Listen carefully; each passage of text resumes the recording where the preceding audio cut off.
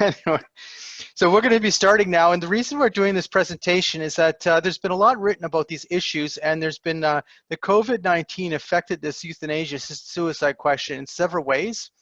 And I know people are coming in as I'm talking, so I'm going to give a short introduction. So many of you already know me. I'm Alex Schadenberg. I'm Executive Director of the Euthanasia Prevention Coalition.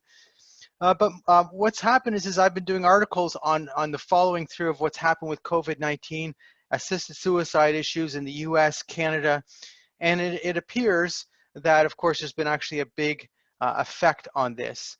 And so, yeah, greetings from Massachusetts, very good. So there's people from the US and Canada here, so that's why the presentation will include both sides.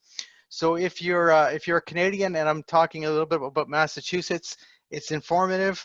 And if you're an American and I'm talking about Canadian stuff, treat it as informative. And that's how we're going to go on, and it should be fine. I don't want this presentation to last all day because I would like to do one again in the near future. And I don't want people saying, well, that took all afternoon, we're not doing that again. So my goal was to try and go through about 30 minutes or so and then deal with questions and discussion and everything if we can. And that's the goal. Now, is everyone able to see the slides? They should be able to see the slides fine too. It should be right up on your screen. And then we're going to go through with that. So we're going to start with the whole issue right off the bat of what are the key issues that I'm going to cover. The key topics basically is this Bill C7 in Canada and what's happened with it. And I think that the Bill C7 question is important because it does connect to COVID-19 directly. In the US and Canada, we have this issue of assisted suicide, or in Canada, euthanasia by telehealth. And I think this is a serious problem. Yes, I think I actually already welcomed everyone. So that's fine. Emily sent me a message, so that's fine. And then what's going on in Massachusetts, because there's a big concern about what's going on in Massachusetts. This whole question of assisted suicide as an essential service, and also what's also happened with the question of COVID-19 and how it's affected a lot of our more vulnerable, our elderly members of our families, etc. But the first thing is this Bill C7 in Canada. So as I say, if you're not a Canadian, just treat this as informative. In September 2019, Quebec Superior Court Judge Justice Baudouin struck down in the Shan decision a part of our law, our euthanasia law, which required that a natural death be reasonably foreseeable.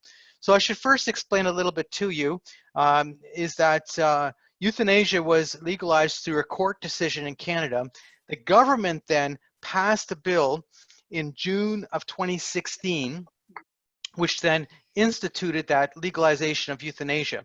Quebec had a separate law, if you want, but we don't have to go into all that. But basically, as a compromise, the government came up with this term, natural death be reasonably foreseeable, in order to have some control over euthanasia in Canada, meaning that if someone is not terminally ill, they couldn't have euthanasia. Now, there was a problem with this from the beginning. So those who have heard me speak realize that from the beginning, the natural death must be reasonably foreseeable was never really defined. So it created a big problem.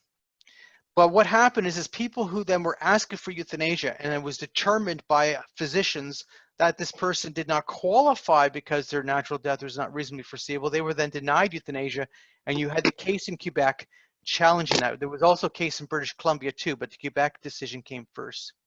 Anyway, the federal government did not appeal this decision. Now, Justice Baudouin was not the appeals court of Quebec. So this is not the High Court of Quebec. This is a lower court. The government should have appealed the decision no matter what, even if they agreed with the effect of the decision. They should have appealed it based on the fact that this becomes then precedent if it's not appealed.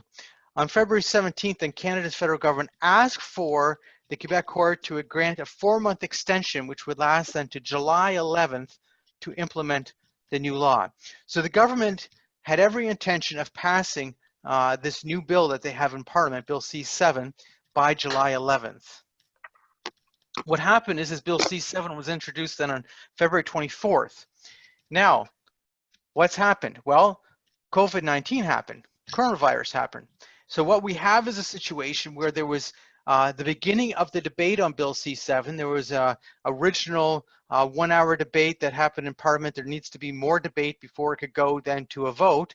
And then coronavirus hit, Parliament was then temporarily suspended, and now the agreement in the government is that they're not actually dealing with this issue of Bill C7 or other bills other than issues dealing with COVID-19. They're not dealing with these issues until late September.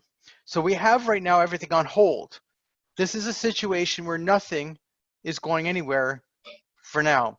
On June 11th, and the federal government asked again Justice Baudouin, which is, as you know, June 11th, which is last week, to extend the implementation of the law until December 18th, 2020.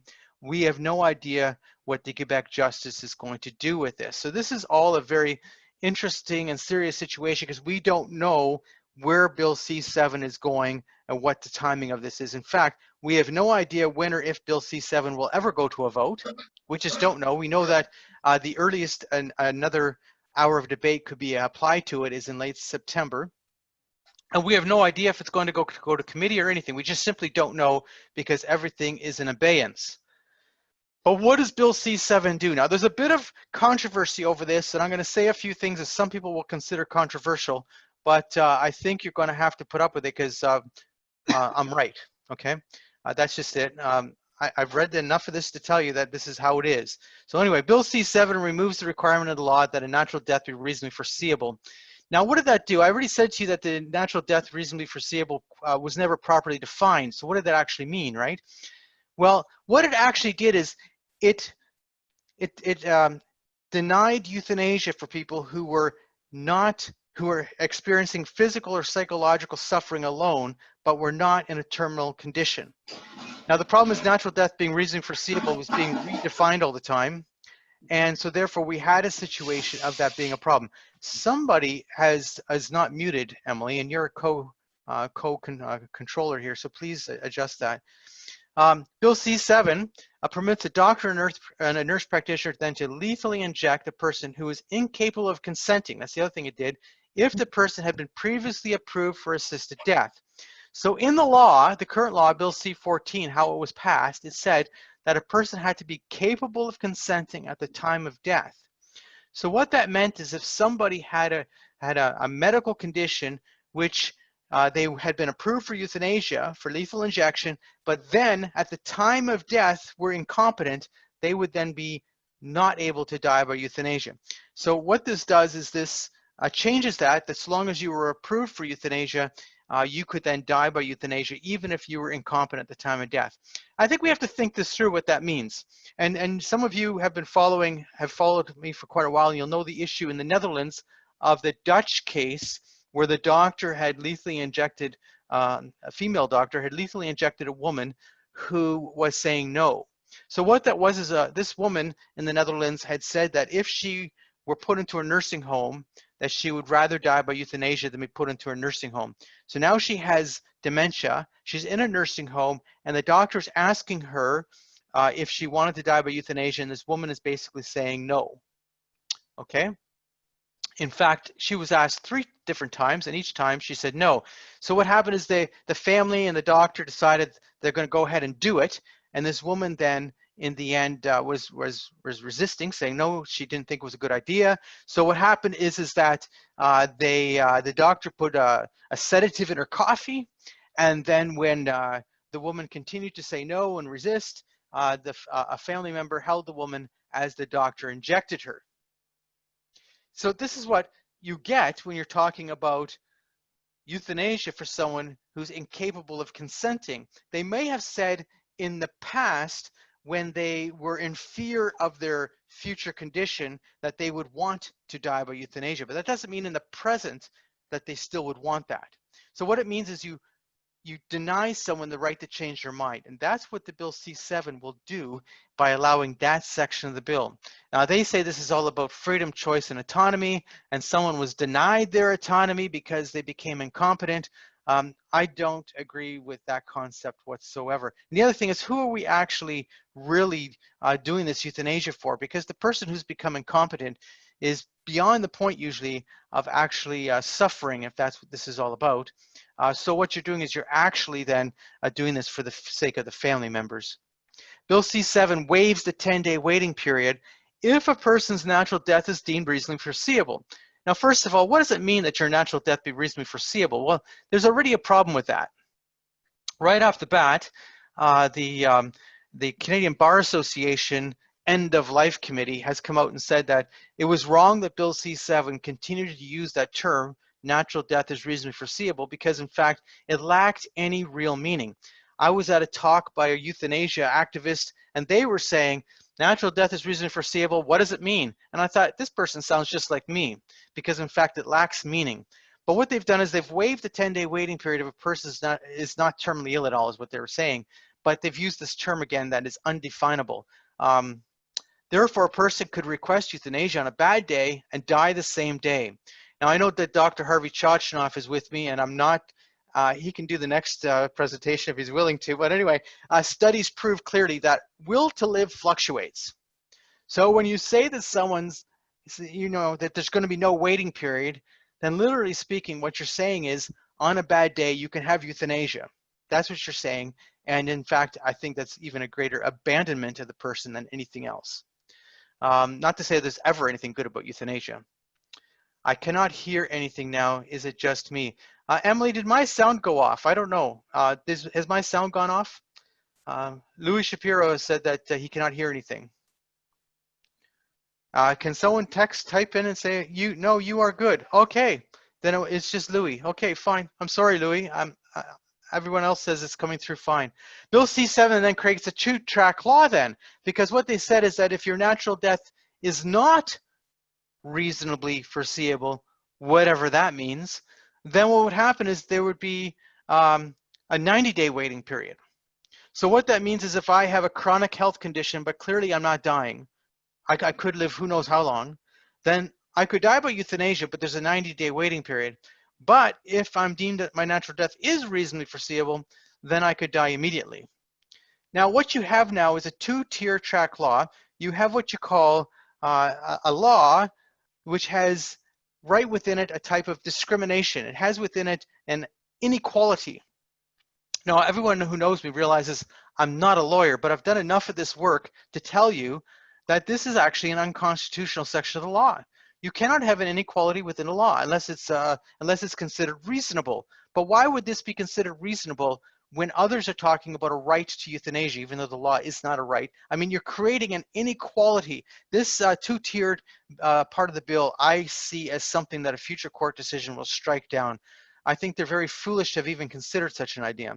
Nothing personal, but I do consider it very foolish. Louis raised his hand. Okay, that's fine. I trying to exit the meeting, re-entering, that might get back. That's right. Bill C-7 falsely claims that it prevents euthanasia from mental illness. Now, this is the controversial part about presentation. The bill says in it that mental illness is not a form of disability. It's not a form of, therefore what they're saying is it's not allowed within Bill C-7. You can't have euthanasia for mental illness alone, per se. Well, does it actually do that? And I have clearly argued it does not do that. So by the Quebec court removing the reasonably foreseeable death requirement, it was allowing then people to have euthanasia for psychological suffering or physical suffering alone. Because the caveat, there was other caveats, but the key caveat was that your natural death had to be reasonably foreseeable. Well, if it's not, then therefore you can't have euthanasia for psychological suffering or physical suffering alone. Now that what was actually happening was not quite that, but nonetheless. Now, then they say, well, mental illness then would not be allowed within Bill C-7 for euthanasia for mental illness alone. But they did not redefine psychological suffering. This is a problem. By not redefining psychological suffering, what they've done is they've created a situation where I don't see how their definition actually holds any water. And so in fact, mental illness is considered a form of psychological suffering, or can be clearly seen as a form of psychological suffering. Therefore, I think what they did is they're claiming something, but they're not actually doing it. They actually would have to redefine psychological suffering in order to prevent euthanasia for mental illness alone, and they didn't do that. And so I think that it's actually not happening. Then everybody's picked up on this and said, oh, the only good thing about Bill C-7 is at least it prevents euthanasia from mental illness alone. And I look at it again and again and again and I say, I can't see it, sorry. I don't see how that's going to happen. I think, in fact, it will allow euthanasia for mental illness alone, even though they claim that it doesn't. I don't think they did it. If someone disagrees with me, they can email me. That's fine. I'm happy to have that conversation. When Bill C-14 was implemented in June 2016, the bill included a mandatory review of the law in June of 2020. It's today, June 18th, 2020. The Euthanasia Prevention Coalition we're urging the rejection of Bill C-7 and that the government begin actually an open review of the euthanasia law. We should do an open, clear review of the law. I'm going to say something else though with this, and that is that they, I think, claim that they did a bit of a review when they did that questionnaire for when they were preparing to bring forward Bill C-7. They did that questionnaire that many people did online. The difficulty is that that questionnaire did not deal with a thorough review of the law. And then there's also the question of the experience of the individuals, the experience of the law itself that was really not dealt with that questionnaire. There needs to be a clear open review. Bill C-7 itself is a serious problem. I think the language of it creates several situations where courts, if it were passed, there will be court cases that will be launched to strike down certain parts of the law. So it'll lead to more expansion over time. I'm also saying that it's possible, due to the popularity of Justin Trudeau, that there'll be an election in November 2020, or maybe, I can't see December, but certainly November 2020, because we have a minority government. I know that's just me surmising, but it's very possible that Bill C-7 will never go to a vote. Obviously, I'm not clairvoyant, so I don't know. COVID-19 crisis. Well, assisted suicide and telehealth. Well, this is something that I have followed very closely. The COVID-19 crisis led to healthcare professionals seeking an expansion of healthcare by telehealth, or telemedicine, if you want to call it that. And this was necessary because obviously if you're needing medical treatment and you're needing to consult a physician and we're worried about social distancing, that there is a reality that this is necessary. On March 20th, Compassion and Choices, which happens to be the largest assisted suicide lobby group in the US, in their fundraising letter, they spoke about that they're working to expand the use of telehealth for end-of-life care services.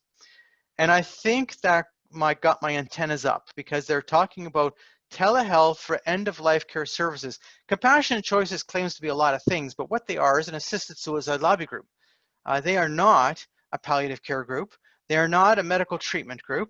They are an assisted suicide lobby group. So why would Compassion and Choices be concerned about telehealth? It's because they wanted assisted suicide to be married with telehealth in order to allow assisted suicide during the COVID-19 epidemic crisis.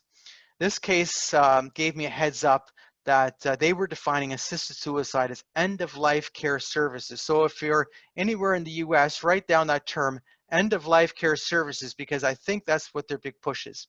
This is not new, assisted suicide by telehealth, because in 2019, the New Mexico assisted suicide bill included a provision that would have allowed assisted suicide by telehealth. Last year, the Hawaii bill that was designed to expand assisted suicide, that because of COVID-19 never got voted on, that bill also would have expanded assisted suicide to telehealth, by telehealth in Hawaii, if it had a chance to pass. On March 26th, Compassion Choices thanked congressional leaders for expanding telehealth within end-of-life care services. On April 1st, I launched a petition called No Assisted Suicide for Telehealth, by telehealth. We focused on assisted suicide not being healthcare. Clearly, assisted suicide is not healthcare, and are concerned with medical misdiagnosis. And why? When you have assisted suicide being approved by telehealth, obviously the physician can't actually examine the patient. Not possible. They're approving it based on medical records and an interview over the phone. After releasing the petition, I was contacted by several leaders, many of them many people have actually just ignored me because they thought I was full of it. Challenging our concerns about assisted suicide by telehealth. Now in Canada, most provinces are allowing this euthanasia discussion by telehealth also. So it's not just an American issue. And on April 17th, the Death with Dignity National Center released the directive on how to do assisted suicide by telehealth. So actually, I was right. That's exactly what was going on. Assisted suicide by telehealth was being defined by the assisted suicide lobby as being acceptable. So what that means is that a physician may never, ever, ever, ever meet that person. All they're doing is prescribing the lethal drugs after talking to them over a Zoom type meeting. And on June 2nd, Wesley Smith published an article titled, "Doctors Now Assist Suicides by Zoom." My response was, good article, better late than never. I'm convinced that a unified effort could have stopped it, because what they needed to do is they needed to define end-of-life services as not including assisted suicide, and they needed to also include healthcare as not including assisted suicide. Clearly, telehealth was being expanded in healthcare and for end-of-life care services, and all of that makes sense unless you add assisted suicide or it's implied within the definition. So what is needed is to redefine end-of-life care services as not including assisted suicide, and healthcare is not including assisted suicide. I don't know how, I think that under the current federal government, even though an election's coming in the US, that's probably possible. I'm not saying you have to like the current government. Don't get me wrong. I'm just saying it's possible. Massachusetts assisted suicide bill. We have a serious problem because the COVID-19 crisis has opened the door to this Massachusetts assisted suicide bill, and it's denying an ability of people who might be most affected by this to actually have been able to present before the committee. So on May 29th, the Massachusetts Joint Committee on Public Health advanced the assisted suicide bills. They actually advanced an amended version. So the new version is called S2745. The Massachusetts assisted suicide bill is not new, but we did not expect it to be voted on in 2020. So what's happened is the assisted suicide lobby probably decided, what state do we have a chance of getting a bill through before the election? And for some reason, they chose Massachusetts. So they're pushing hard in Massachusetts, and they've put money and investment into Massachusetts. Not dead yet. Second thoughts, Massachusetts. They're focusing on the committee having approved the bill during the COVID-19 restrictions. So this is a serious issue if you think about it, that you don't have an ability to go to a committee and make a statement, because of course the restrictions on COVID-19 led to a closed sort of committee situation. A recent article has indicated that Massachusetts assisted suicide bill may be fast-tracked. So it gets back to my feelings about the fact that the assisted suicide lobby put a serious amount of money into Massachusetts, and they chose that Massachusetts was the state that we're going to go for. I'm a bit surprised by this because the 2020 election is likely to be very divisive, not only in Massachusetts, but in most states. And I think that representatives should be concerned if they vote in favor of assisted suicide and they're carrying that on their record as they're entering the election. So I think this is a great concern for them if it's done properly. But I think the assisted suicide lobby's donated money. I don't have proof to this, but if you look at what's happening in Massachusetts, it appears that key representatives have pushed on this very hard, very fast right now. This is a real concern. This is not a fake concern or a minor concern, or maybe it's a concern. No, this is a real concern, the Massachusetts situation. And there needs to be a massive campaign to try and stop this bill. And I'm just saying that very clearly because that's the situation in Massachusetts. There are other states that could have chosen.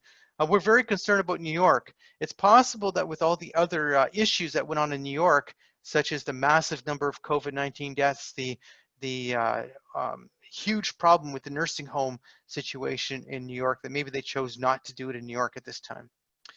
COVID-19, disability rights leaders and others early responded to the COVID-19 protocols.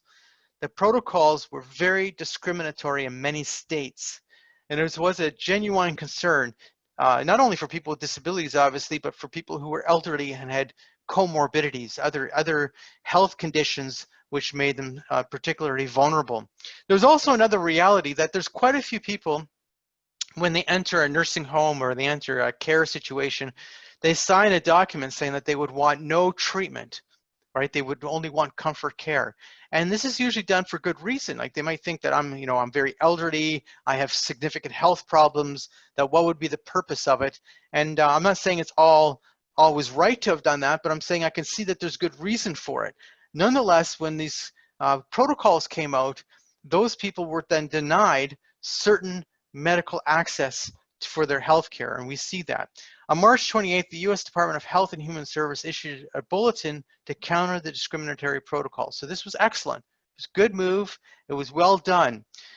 In Canada, though, we had a little bit of a different situation. Now, let's be honest, the massive influx of patients that they were expecting in our hospitals never quite developed. I'm not saying it didn't develop anywhere. I'm saying it never quite developed as it was feared. So, you see these protocols that were being developed and that were being promulgated or being discussed, and some of them were very much oriented towards not providing medical treatment for people who had certain health conditions, and people with disabilities, people who were elderly with other health conditions had every right to be concerned about what these protocols were saying.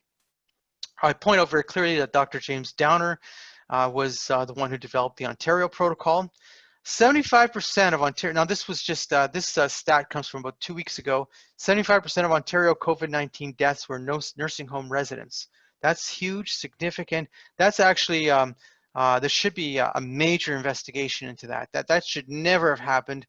It shows you that we handled this issue very wrong. It also shows you the type of attitude that exists within the culture towards people who are elderly and needing care. Pressure to eliminate assisted suicide in Canada, waiting periods in Canada and also in the US have been also related to the COVID-19 issue. So if someone who would want assisted suicide because of how COVID-19 works, they would say that, well, you don't fit within the waiting period. So they talk about eliminating the waiting periods for assisted suicide, or in Canada, euthanasia, was also connected to these COVID-19 situations. Later, would you be able to share a link? I can send you a link, Mary Gail. You can email me at info@epcc.ca, and I'll send you a link to the bulletin and the information from March 28th. I think that was an important issue that happened in the US. On March 18th, I reported that the Netherlands, so this is assisted suicide as an essential service. Interesting. On March 18th, I reported that the Netherlands Euthanasia Clinic temporarily shut down. And you could have gone to their website and you would have seen the information. They had a letter sent out from the gentleman, if you want to use that word, who runs the clinic. They acknowledged that they weren't an essential service. I think that was very honest of them. I think that's because the Dutch government defined essential services, and assisted suicide euthanasia did not fall within that. On March 28th, I reported on a news article that said that the Ottawa and Hamilton region made services had temporarily shut down because they were not an essential service. But at the same time, when you looked at it, the article reported that the Toronto area had deemed euthanasia made an essential service.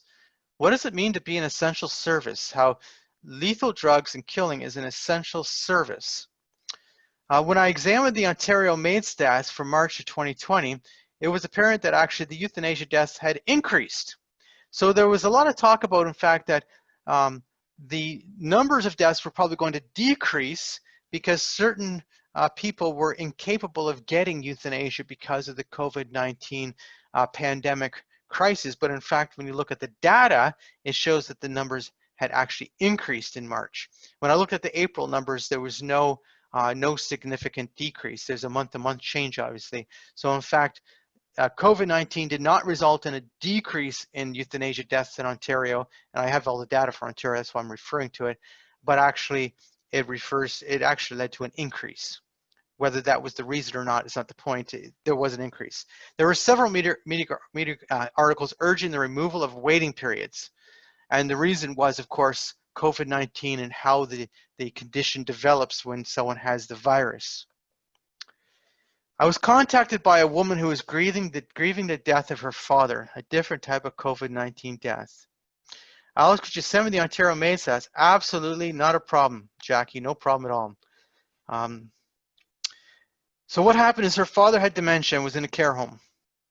And the family would visit him every day and help him to eat. The story's quite clear and straightforward.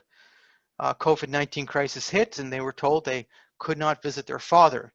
They were, like every care home, they had to protect the residents, so therefore people could not enter and go, could not come and go.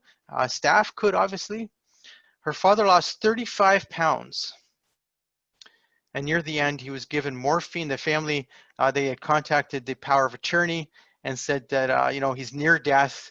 They had suggested he be kept comfortable and that they remove his fluids. He died 6 days later.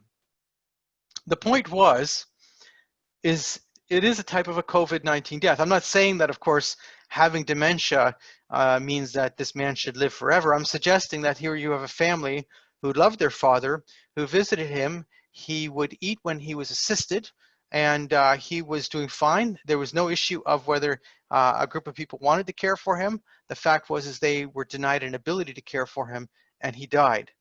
This is a woman who worked with people with disabilities. So she was a woman who talked to me. She was talking to me about the people in her community who she is a caregiver for. She visits, she takes care of, she helps them with their medical treatment questions and all these kind of things. And there's a group of them that she is an assistant to, you could say. And obviously her point was she had no problem. There was no personal feeling or problem with caring for her father, but this is how he died, and she was very much grieving. And I think we have to understand that these are other types of COVID-19 deaths. And why I talk about this cultural issue of loneliness and isolation is I think that this is one of the issues that's really feeding the euthanasia assisted suicide mentality. And I think we have to look at the data and understand what's going on in the culture and understand how COVID-19 may have even made the situation worse. So if you look at the US Census, there's obviously a growing number of people who are elderly and a huge number of people who are living alone. National Poll on Healthy Aging reported earlier, actually that was last year, that 1 in 3 senior citizens suffer from loneliness. I don't think that was a US poll. I don't think it's any different in Canada. Research shows that chronic loneliness impacts older adults' memory, physical well-being, mental health, and life expectancy. This is a serious health issue, loneliness, and we are living in a very lonely culture. Some research suggests that chronic loneliness shortens life expectancy, which we already know, and even more is actually a greater indicator of someone dying early than even being overweight or being sedentary, and they even said it's a greater indicator than smoking. Well, that's a whole nother issue, isn't it? But nonetheless, the point of it is loneliness directly affects our life.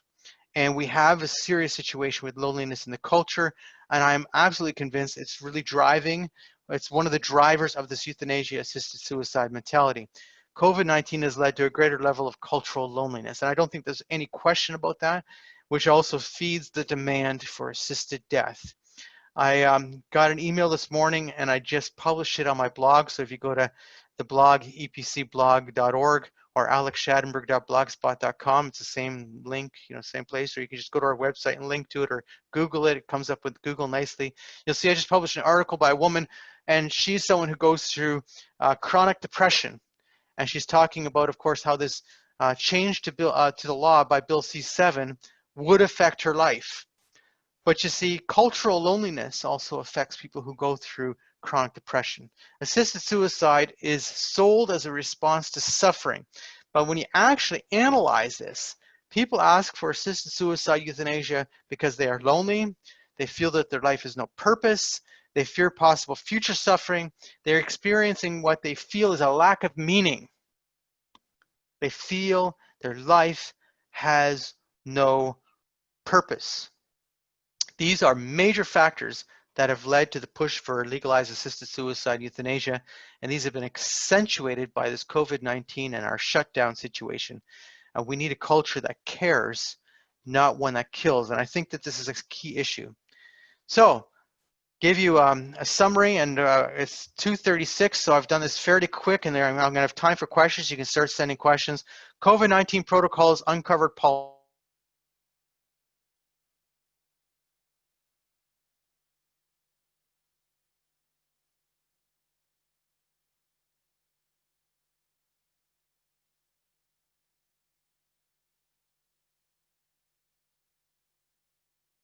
These are protocols that should only be developed ahead of time in such a way that they can be properly debated, and they should not. My internet connection is unstable. That shouldn't be.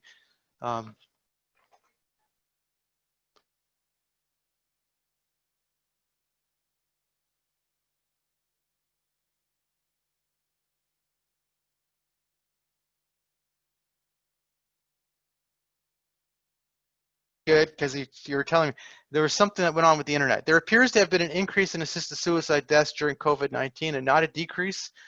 We won't know for sure until we see data out of other places. Any comments on the Delta Hospice? I will comment then, you're right. Waiting periods are seen as creating unnecessary burdens rather than providing a safeguard or a reflection period. And the assisted suicide lobbies use COVID-19 to expand access to assisted suicide by telehealth. Our side didn't believe me until it was too late. Now, it's not too late, but you know what I mean? You need to have a situation where you deal with it when the problem comes up immediately. Because what happens is once you institute assisted suicide by telehealth, meaning approval of assisted suicide by telehealth, then what happens is now you're going to take away what somebody else has now considered as an opportunity. So if you do it ahead of time, you actually don't create the stir that it would create, because you didn't have assisted suicide by telehealth previous to the COVID-19 crisis. In Canada, Bill C7 has been delayed, and it may never go to a final vote. I had a question right away that was asked to me about the Delta Hospice, and I think I should go into that right away. And the fact of it is the Delta Hospice Society and people who are involved in palliative care should be very concerned about the fact that you have a hospice society which has stated from the beginning that they do not do euthanasia. Now, they had a situation where the president of the board was kicked out, and for a 1-week period, they had a position that approved euthanasia, and then you had the board reconfigure and take over. So you do have this 1-week period, or maybe it was 10 days, where in fact the Delta Hospice had approved euthanasia. And of course, the media is playing on that. But historically, the Delta Hospice Society was one of the louder hospices. They were opposed. If you go back to 2018, so in February of 2018, you had a big battle in the Delta Hospice over the fact that they were being told, and Fraser Health was telling all organizations that were being funded that they had to provide euthanasia. And the Delta Hospice was saying, no, you had a situation very early on where somebody, the key palliative care physician for the area, resigned. He didn't resign because he decided that palliative care was not important. He resigned because he wanted nothing to do with euthanasia, and he was being told that they were going to have to participate. So it comes to a head again then in December of 2019, where the Delta Hospice is being told by Fraser Health that you're going to do euthanasia or you're going to lose your funding. And then this battle starts heading back and forth, and Adrian Dix, who is the health minister for British Columbia, he got involved and said, I am going to force you to do euthanasia. And on top of it, he made it very clear that they were going to withdraw funding. But they didn't actually have the right to do so at first. So at first, I guess they hadn't really looked through all the parameters of the agreement they had with the Delta Hospice. So in February of this year, late February, Adrian Dix announced that they were going to lose, the Delta Hospice will lose its funding as of end of February of 2021. So this is what's been going on. The Delta Hospice then decided to have a meeting, because they decided that the only way they could be able to not do euthanasia is if they had a meeting and redefined themselves based on their history. They were started by a group of people who would call themselves Christians. So they said they wanted to go back to their Christian heritage in order not to be able to do euthanasia. If you consider the fact of euthanasia, Christian or faith-based organizations are not being forced at this moment in British Columbia to do euthanasia. And now there's been a court case, and I don't think I should go comment further than that because of the court case that's going on right now. Nonetheless, this is a serious problem in Delta. Now, it's also a problem for other hospices, because hospices are being told you must do euthanasia. This is not just a problem for Delta Hospice. The Delta Hospice was particularly picked on because they were, how would you say, willing to be louder about it.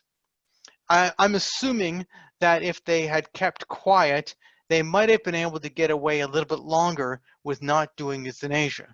but because of the fact that they had certain key people who were unwilling to be quiet. I'm not in any way indicting them. I think they are doing the right thing because they are fighting the battle for everyone else.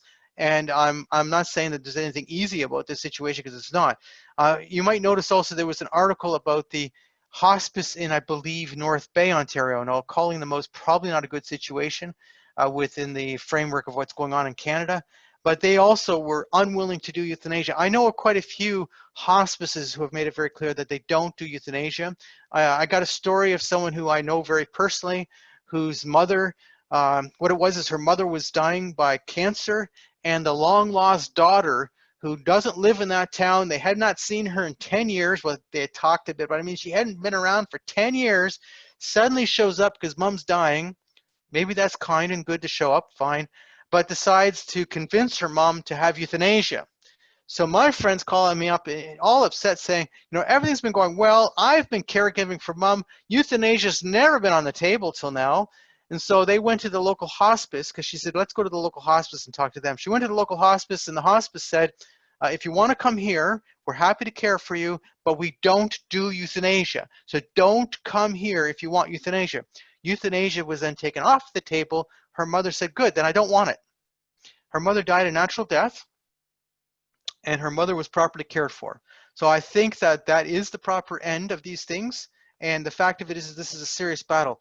Right now in New Zealand, you might have seen the whole news about New Zealand. If you follow my articles I just emailed out, you would have seen that New Zealand, the New Zealand Hospice Association, which is the national organization, went to court a month ago asking some significant questions of the courts because they don't want to be forced to do euthanasia if euthanasia becomes legal.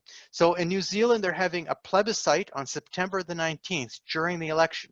So the New Zealand elections on September 19th. During the election, there's going to be a plebiscite on the euthanasia bill. And if passed, obviously, then they're going to have legalized euthanasia in New Zealand. The New Zealand Hospice Association does not want to do it, does not want to be forced to do it. The answers they got from the judge were not actually very great. They're not in a situation where they feel they are being protected. Other questions I have here. For a hospice to compromise on euthanasia, is it to compromise what hospice is all about? And that's a question from Mr. Anderson. The answer to me, I would say yes. Hospice is not about euthanasia and assisted suicide. I'm not suggesting that all people who are involved in hospice oppose euthanasia. I wish that were the case. But what I am saying is the philosophy of hospice that was started by Dame Cicely Saunders was clearly not about euthanasia. In fact, she developed her whole philosophy in order to prevent the concept of euthanasia. Some of us think that in 2020, this whole euthanasia talk is brand new, and that, oh, well, you know, in the 1960s, the talk around euthanasia wasn't happening. Well, the talk was going on in the 1960s also. Now, post-World War II, there was a little bit of, how would you say, of a different flavor to the question, considering what happened in Nazi Germany. Nonetheless, there was talk about killing people who were going through terminal conditions. And Dame Cicely Saunders instead developed a whole issue around caring for people and how you properly care for their pain and symptom management. And this is where we have the history of our modern hospice. And from the beginning, her philosophy was exactly the opposite of euthanasia, and it was very much intentionally so. So yes, it is clearly euthanasia should not have anything to do with hospice. And where hospice has become open to euthanasia, or as hospice is being abused, which also occurs, we have to be brutally honest, there are some people who abuse the use of hospice drugs and techniques. And where that is happening, that simply shouldn't, because that's an abuse of the purpose of properly caring for people. To note about two major palliative care professional organizations that have explicitly declared MAID is not considered. Yeah, so you have the national, you have both the Canadian Palliative Care Association and the Canadian Palliative Care Physicians, or you know, a medical professional, the physicians organization. Both of them have declared that euthanasia is not part of hospice, and in fact, they are two different issues. In fact, they have made these declarations also in the fact that they were trying to help the Delta Hospice Society, because they're trying to tell the BC government, we do not consider euthanasia as a part of palliative care and hospice care, that in fact they're separate, and you should not be forcing a hospice organization to do euthanasia. That changes what hospice is. Is there any data to suggest that people in rural remote areas are more likely to receive euthanasia-assisted suicide? In fact, rural remote areas tend to have a lower number of euthanasia and assisted suicide deaths than cities. So what we're seeing is that, like a lot of these issues, it appears to me that the city is more likely to be a place where people consider euthanasia and assisted suicide. I think that the concept of euthanasia and assisted suicide deals a lot with the fact of how we see life in general, right? How I see my life, how I see the caregiving of others. And I, for one, who live in a small community, can attest that the attitude in a small community towards people who have disabilities or are a little bit more vulnerable, or people who are very elderly, is far more oriented towards caring for people. And I've experienced that personally. So I would think that the attitude is a little bit different. Dr. Toffler, the phrase, if death is reasonably foreseeable, actually is very specific if it applies to all of us. That is, everyone is eligible. Thank you, Dr. Toffler. I agree with you completely that, in fact, the natural death is reasonably foreseeable could not be defined in any other way. We should discuss this. I think the data may suggest otherwise. Well, you might be right, Dr. Chochnov, that, in fact, the data shows that I'm wrong, that, in fact, in cities, the numbers might be lower. I'm not sure about that, but we'll see. We can discuss the data. The Ontario data actually is quite, and I don't know if you have read it through, it's actually is by each county. And I know certain counties are far higher than other counties, and I'm not only oriented towards the population, but the percentages, if you consider the total percentage per, and then the number of euthanasia deaths that are going on. So, that is an important question. Are we recruiting youngsters into the anti-euthanasia cause or movement? That's a very good question. We're recruiting anybody who's interested. I want you to make it very clear that the purpose of a Euthanasia Prevention Coalition is to involve people from all points of view, whether somebody comes from a very personally secular point of view or someone has a very religious point of view. It doesn't matter. The concept of opposing euthanasia and assisted suicide is based on the nature of the human person, that we as human beings, that we become very vulnerable. The concept of actually having one human kill another human is a very serious concept when we're talking about people. And to have this idea that this is all about choice and autonomy. My internet connection is unstable. Is it fine again? Is my internet connection fine? Because I just had a sign on my computer saying my, no. Anyway, it's fine. Thank you, Ashley. It's fine. Anyway, so the fact of it is that I look at this as being a human issue, not a religious or a secular or a young or an old issue. Nonetheless, we have a culture that seems to have things become very popular at certain times. Certainly with the promotion of euthanasia, we were inundated in Canada, and in the US in certain places we're being inundated, but we're inundated with stories. And recently we saw another one in Ottawa of someone whose wife had died of brain cancer, and now he has cancer, and his wife died by euthanasia, and now he's going to die by euthanasia, and how this is such a wonderful thing. And so we see these type of stories that make it seem like a beautiful thing. This is a beautiful idea. And so what we're redoing is we're redefining the whole concept of what it means to be human, what it means to be alive, how we treat the individual, and how we care for people. And we are seeing this whole cultural issue, and it really bothers me because, in fact, it's really based on a lie. And I'm really sorry to those people who really believe it. This whole concept of choice, autonomy, freedom, when we're talking about actually lethally injecting a person at the vulnerable time of their life, that is not about freedom. That's not about autonomy. That's not about choice. That is about abandoning people at the time of their life where they need most help. Thank you very much for this presentation. Are there any other questions? Someone's asked me for Dr. Downer's protocols. I can send that to you. You can just email me. I'll send it to you. I wrote about it in the past, and I have links to everything. When you go to my articles that I write, you'll see that I try my best to keep always the links to the original articles in. If I don't have a link itself, but I have a PDF, I make sure that Emily in my office creates a link so that it can be made available to people, because the fact of it is that I'm trying to sort of take only pieces, but give information to people. I can't be any more than a provider of information how would you say, move people emotionally, move them to make a difference in this world. That's all I can capably do. I can't do more than that. I'm not more than just, I am a cog in the wheel, and I'm trying to be an effective cog in the wheel. So nonetheless, that's what I'm about, and that's what I'm trying to do. And I try and create that. So those who see my articles, you can usually find a link. It's highlighted, hit the link, and you can see the original information. So for instance, the question about the Ontario euthanasia data, when I've put those articles out about the euthanasia numbers going up, there's always a link to the actual data, and I can send it to you also. I'm not hiding it. There's nothing to hide. I'm happy to send it to you. I had a message here from Sharon, and I'm going to mention it because Sharon's emailed me several times, and I think it's important that I've talked to Sharon on the phone, and Sharon is from British Columbia, and her life partner died, was basically killed. And this was actually before euthanasia was legalized. And she tells a story about what happened.